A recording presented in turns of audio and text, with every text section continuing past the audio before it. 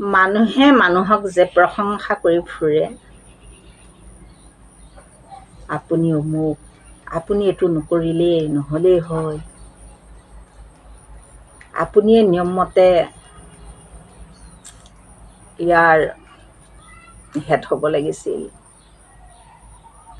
বিবিধ ধৰণৰ প্ৰশংসা। কিন্তু এবাৰ ভাবি চাইছেনে যে আপোনাক প্ৰশংসা কৰোঁতাজনৰ উদ্দেশ্য কি?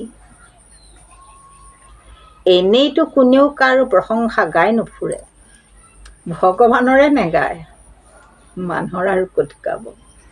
গতিকে তেনে প্ৰশংসাকাৰীলৈ অলপ দৃষ্টি ভাল কৰিয়ে ৰাখিব। ক'ব নোৱাৰি কোন সময়ত আপুনি ক'ব নোৱাৰাকৈ আপোনাৰ জেপৰ পৰা সকলো গুচি যাব।